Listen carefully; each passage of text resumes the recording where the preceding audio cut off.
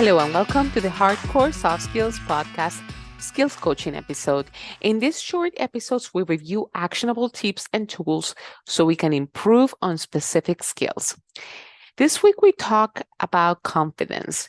I hope you listened to the previous episode with Dr. Richard Orbe Austin, a psychologist and author who talked about the impostor syndrome. This is something we all may have suffered at any point in our careers when we feel like a fraud. We feel like at any moment someone is going to come up and say, "Aha, we made a mistake. We did not mean to give you this role, this promotion. Go back to where you belong." This is very likely mostly in our heads. Yes, we may not have the qualities for a certain role at some point, but regardless, someone saw we were capable and our potential. So how do we get more confidence and avoid suffering imposter syndrome? I'll give you just the tools I learned from Dr. Orbe Austin in his recent book, Your Unstoppable Greatness. In this book, he talks about the 3A's model to beat imposter syndrome.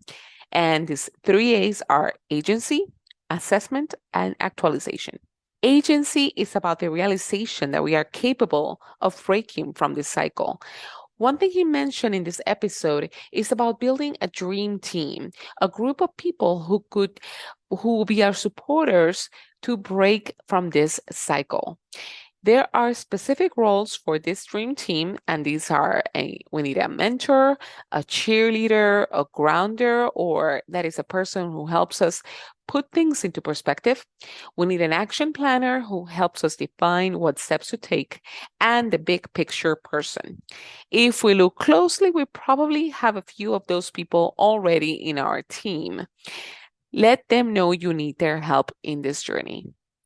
The second part of this 3A model is assessment. By assessment, I'm not referring to a self-assessment, but assessing, am I a member of a toxic team or do I have a toxic leader? It is important to assess our environment, especially from bosses who tell us we need to prove ourselves to show we are good enough. Perhaps you grew up in a toxic household where they did not encourage you. The problem here is not you, it's recognizing those patterns and taking steps to regain your confidence. The last part of this 3A model is actualization. This is about finding a group where we can belong and who will support us. As managers, it is essential that we create environments of psychological safety where we praise others, where we lift each other up. Just like we may suffer from imposter syndrome, let's ensure we foster a workplace where others can feel confident and where they can thrive. So let me know how you deal with imposter syndrome. Are you suffering it now and need some support? Contact me as well. Go to my website, hardcoresoftsskillspodcast.com.